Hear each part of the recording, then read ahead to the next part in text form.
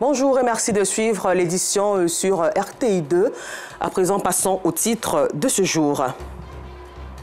Yahoo a mal à ses routes, les populations appellent au secours. Et puis hors de chez nous, plutôt le Burkina Faso, on passe d'être exclu de l'AGOAO pour cause d'instabilité. Encore merci à vous de nous suivre sur RTI 2. Les routes de Yahoo, une ville à cheval entre la ville de Grand-Bassam et Beaunois, sont quasiment impraticables. Une situation qui perturbe la mobilité des automobilistes et populations qui appellent au secours. Yacouba Koulibaly et Afisiata Karamoko Dosso nous font le compte-rendu. Mathias Hermel et son frère, tous deux habitants du quartier Koumassi de Yahoo, ont du mal à regagner le domicile familial avec leur véhicule. En cause, des flaques d'eau dans des nids de poules. Ils perdent plusieurs heures en chemin. Ils ont pourtant quitté très tôt le district autonome d'Abidjan. Je suis venu d'Abidjan avec mon frère. Nous avons laissé le véhicule au goudron. Nous ne pouvons pas prendre la voiture pour passer dans les flaques d'eau qui font des profondeurs même de 1 mètre. C'est difficile. Comme Mathias Hermel, Ruth Nguessan, de retour de Ganzakville, parcourt une longue distance à pied pour retrouver sa famille. Aucun taxi sur son chemin. Le mauvais état de la route fait fuir les chauffeurs. Je suis obligée de marcher pour arriver dans mon quartier. Et puis nous sommes loin. À cause de l'état de la route, on ne peut pas rentrer avec les véhicules. À 500 mètres de Ruth Nguessan, Norbert Kouadio, instituteur à la retraite, raconte le calvaire de ses enfants après les récurrentes pannes de leurs véhicules finalement abandonnés au garage. Toujours à cause de l'état de la route. Mes 2 enfants qui ont 2 voitures. Mais les flaques d'eau ont fait qu'aujourd'hui les 2 voitures sont à plat, sont au garage. La circulation est impossible. Cette distance au goudron, c'est-à-dire Assemblée de Dieu, ne vaut même pas 500 mètres. Mais si vous prenez un taxi ici, au lieu de 200 francs, il va vous prendre 500 francs. Un avis partagé par des automobilistes. L'état de la route là, en tout cas, franchement dit, ça nous fatigue beaucoup. Quand je rentre ici, en tout cas, je tombe en panne. De toute façon, mais souvent même là, il y a des côtés même là, c'est tellement profond que quand tu regardes où même là, tu n'as pas envie de rentrer, mais tu es obligé, parce que pourquoi tu as des marchandises à livrer. Donc on est obligé de rentrer. Souvent même quand on rentre dedans, on s'enfonce. Une situation qui n'est pas favorable au commerce, selon Michel Godou. Quand il pleut, les taxis refusent de rentrer. Les taxis refusent de rentrer, même ils ont une autre tarification. Quand on veut rentrer ici, quand il pleut, on nous dit 500 pour rentrer. Donc c'est vraiment difficile. Et puis quand il pleut, tout le coin est rempli d'eau, donc ça fait qu'on ne peut pas vendre.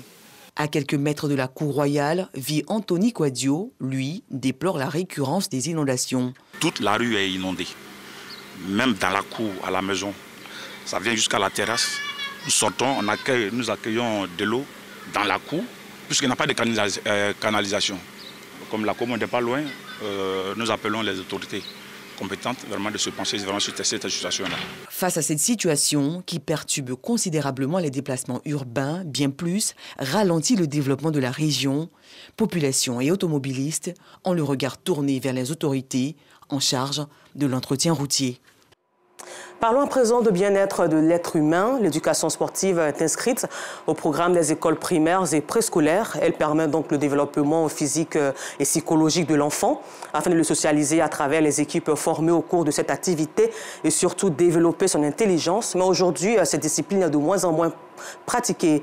Face donc à cette situation, l'inspection de l'enseignement primaire et préscolaire de Cocody Blocos opte pour l'instruction des enseignants sur l'importance de l'éducation sportive à l'école. Yacouba Koulibaly.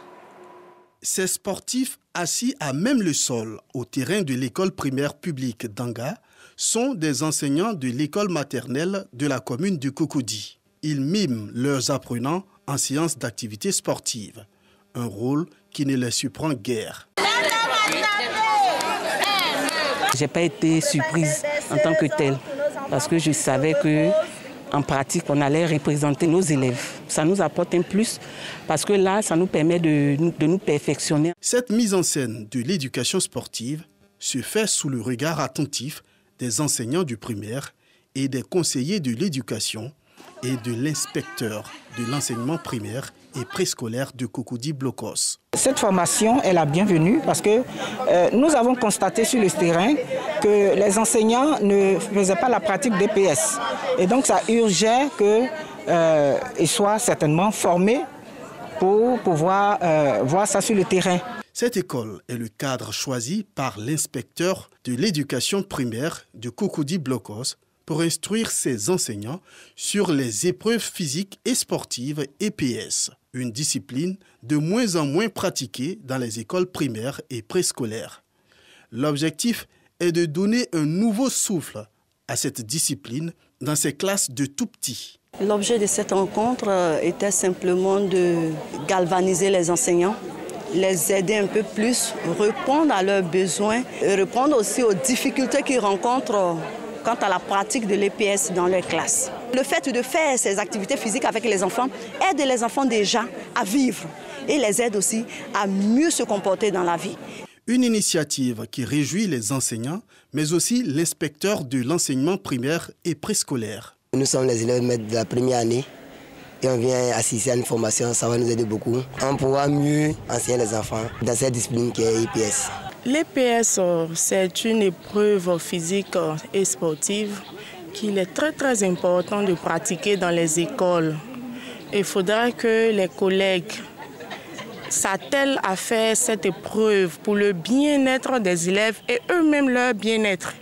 C'est très important pour le corps de l'enfant et de l'enseignant lui-même. Et eux-mêmes leur bien-être. C'est très important pour le corps de l'enfant et de l'enseignant lui-même. Des élèves et eux-mêmes leur bien-être. C'est très important pour le. À présent, parlons littérature. Ces dernières années, plusieurs écrivains ivoiriens font couler beaucoup d'encre sur la diversité de la culture de la Côte d'Ivoire et de la société humaine. Togori, à son tour, écrit un recueil de 35 pages intitulé « Viens voir chez nous ». Quant à Maître Gorebi, dans son œuvre de 165 pages intitulée « Des cadences du commerce mondial », ces écrivains ivoiriens veulent à travers leurs œuvres promouvoir la diversité culturelle ivoirienne. Ils ont donc procédé à la dédicace. Tout de suite en culture avec Bintou Pekele, plongeons en plein cœur de l'Abissa dans la commune de Tiapouma.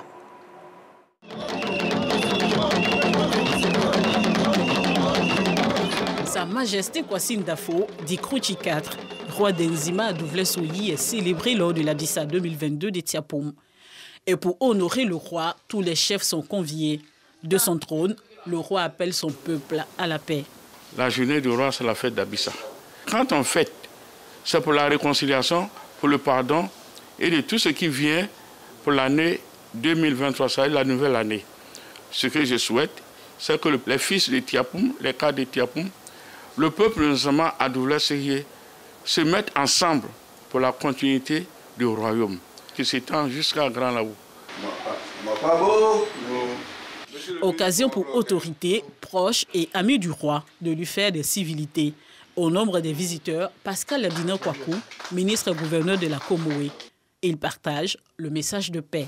Je suis à Abissa pour clôturer la manifestation ici à Tiapoum. Ce qu'il a dit va tout droit dans le sens de ce que le président de la République dit chaque fois. Je ne peux que soutenir ce message et souhaiter bonne année au peuple Nzima. Et pour la célébration du Nouvel An, le peuple Nzima à Douvlé-Soyi est venu de toutes les contrées pour une procession. Il honore la tradition de l'Abissa et rend hommage à l'épouse du roi, décédée il y a 4 mois. À tous les carrefours, le village est béni par des friandises.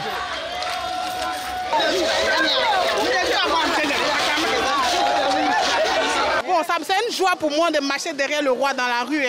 En tout cas, nous sommes tous émus à la fin de l'Abissa. On parle tout.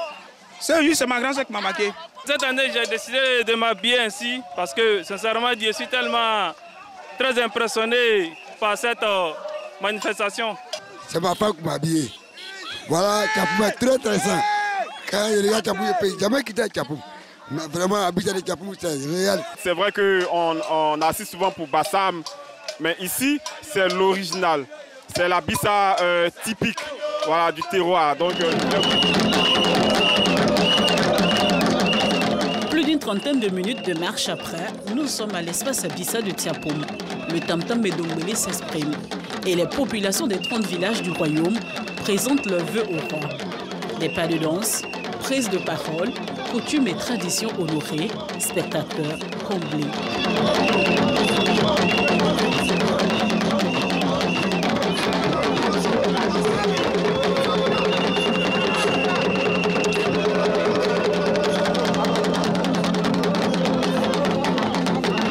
Les peuples qui réussissent sont les peuples qui ont certes la tête dans la modernité, mais les pieds dans le terroir. Nous sommes là avec beaucoup de fierté pour partager, communier avec les frères et sœurs de la région. La Bissa vient du Ghana même. Après le Ghana, le village qui accepte la Bissa, c'est Tiapoum. C'est après Tiapoum, Bassam prend la relève. Je peux dire que c'est un pari reçu. Vous voyez, le peuple en joie. Parmi les spectateurs, Latis Mewé. Il a été fait ambassadeur extraordinaire de la Bissa un peu plus tôt dans la journée. Je suis Mewé parce que je suis issu d'une famille. Il n'y a pas plus belle récompense qu'être reconnu par ses parents. Aujourd'hui, c'est Tiapoum. Je suis très touché par cette marque de reconnaissance. À chaque étape, vous avez un devoir, ne pas décevoir. Et pour joindre l'acte à la parole, l'artiste chanteur Mewé a communié avec son peuple, le peuple Nzima, pendant plus de 4 heures de spectacle. L'instant d'après, le samedi 29 octobre, les tam-tams de la Bissa sont retournés au silence pour les 12 prochains mois. Vive donc la culture ivoirienne dans la paix et la cohésion sociale. Hors de chez nous, un verdict historique et une lourde peine. La Cour d'assises de Paris a condamné hier mercredi l'ex-commandant Kounti Camara à la prison à vie pour des exactions pendant la première guerre civile au Libéria et pour s'être rendu complice de crimes contre l'humanité en facilitant des viols. Et puis nous le disons en titre, les États-Unis d'Amérique vont exclure le Burkina Faso de l'accord commercial liant la première puissance mondiale au pays africain, a annoncé hier mercredi la Maison-Blanche, justifiant cette décision par l'absence de progrès vers un retour à la démocratie après les 2 coups d'État militaires dans le pays depuis début 2022. Encore merci à vous et bonne suite de programme sur RTI2, la chaîne la plus proche de vous.